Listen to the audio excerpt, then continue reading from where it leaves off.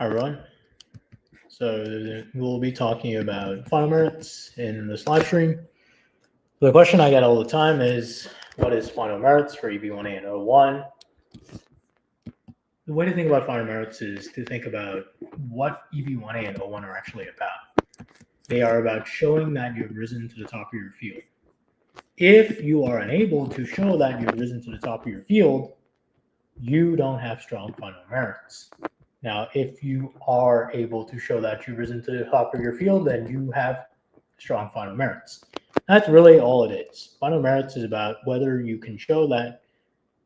Final merits is the quality of your argument for how you've risen to the top of your field. That's really it. That's final merits. And when people say they want to strengthen final merits, it's not like strengthening a criterion or anything, or adding something to you specific to your profile. Any kind of evidence that helps with strengthening the quality of your argument helps with final merits. That is what final merits is. And you also have a lot of people asking whether certain activities help with final merits. Again, with a proper understanding of final merits, what you are essentially then asking is, does this activity show that I have risen to the does that activity show that you've risen to the top of your field? If you can't show that in any way, you can't show proper context around how an activity shows that you've risen to the top of your field, then it won't help with final merits. And that's why you have all these people trying to claim as many criteria as possible, trying to present as many activities as possible, trying to do as many activities as possible, only to not be able to show strong final merits. This happens all the time. People are trying to meet 8 criteria, for example, doing all kinds of activities, and then having no argument for how they've risen to the top of their field. Also, an argument is not a list of activities or a list of evidence. It's the focus of EB-1A and O-1 are on showing how you've risen to the top of your field, a list of evidence without proper explanation, proper context, proper credibility, having experts backing up your claims. That does not show that you've risen to the top of your field.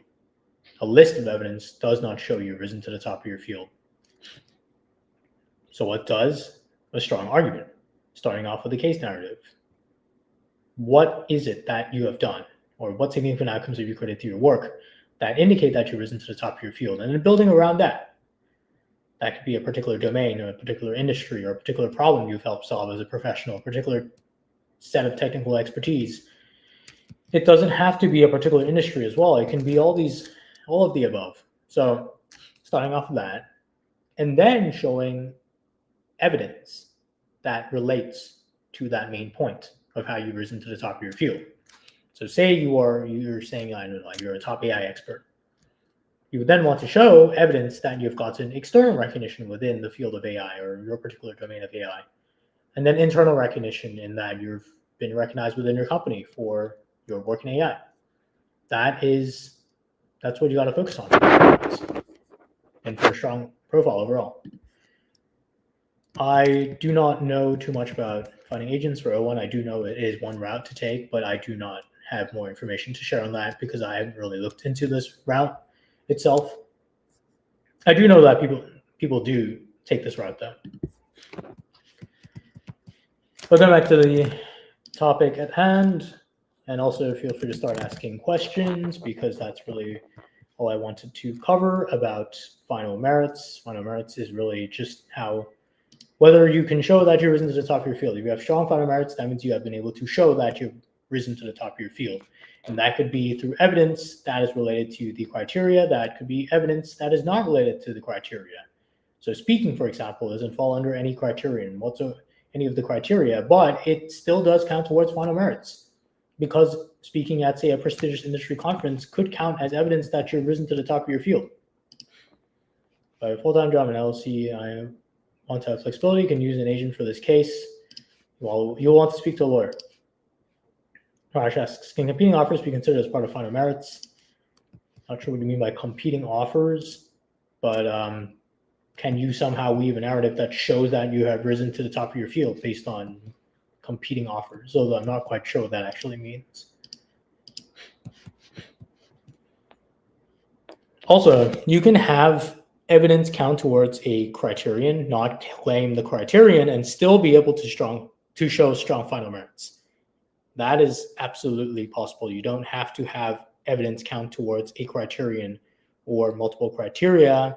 It is possible to show strong final merits on the basis of the evidence you presented that you want to have as part of some criterion claim. So for example, some people do membership.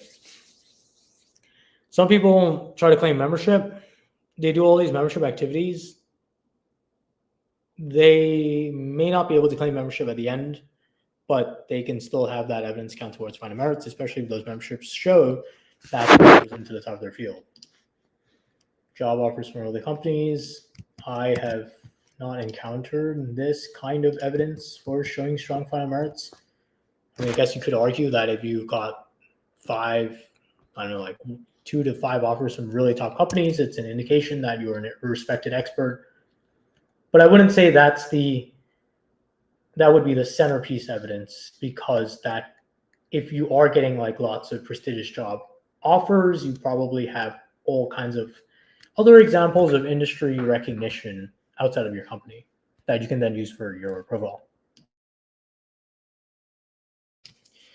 So speaking in internal company conferences count towards final merits. Yes, they can count towards leading a critical role and showing that you have a level of expertise that is respected by your company and respected outside of your company, because maybe your company's clients or company's clients and customers are attending these conferences, and yeah, that could again be evidence for final merits.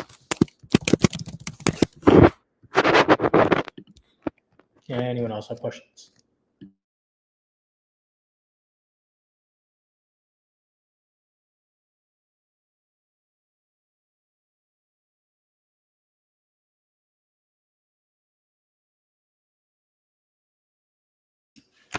Any questions?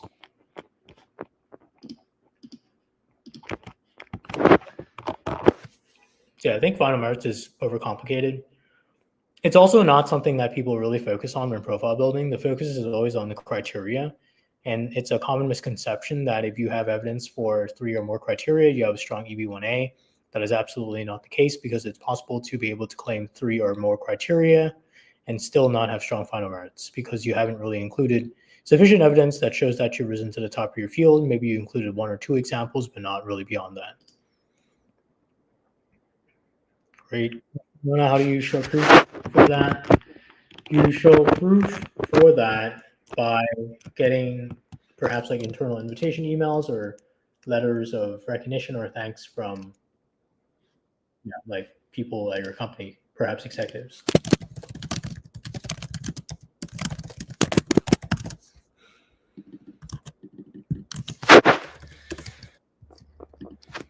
Do we need proofs for speaking in company conferences as well?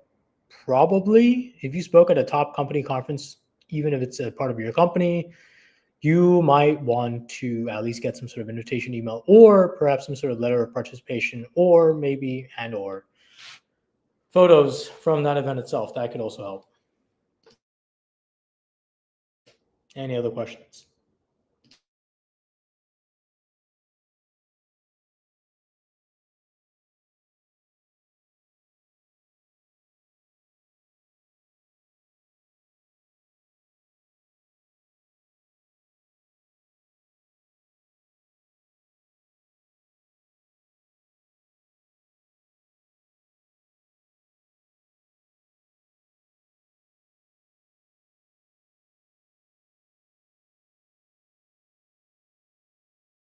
Would a private-only LinkedIn group of recipients of a very prestigious awards or members of that group be considered as meeting membership criteria? No.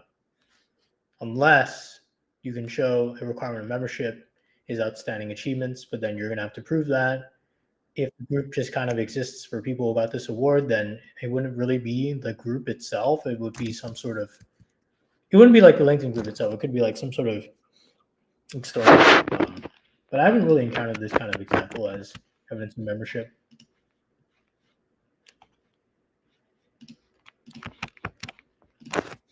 What kind of conferences holds good, like invited speaker, keynote speaker? Any conference where you can show that you are addressing an audience of top professionals in your field and they're recognizing you for your expertise.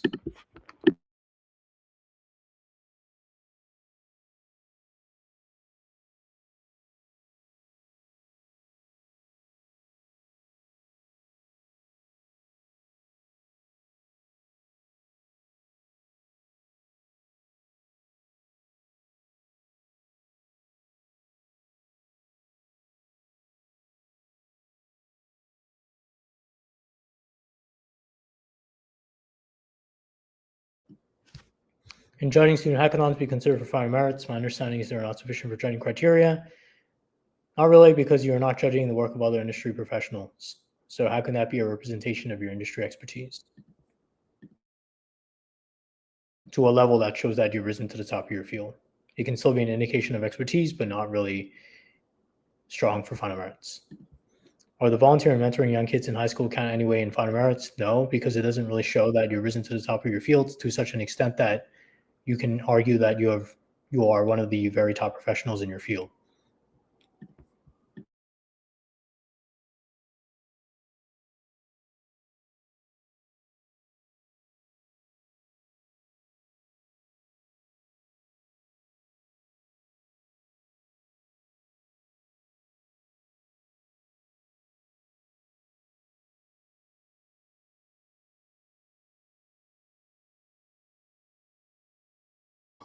Anyone else have questions?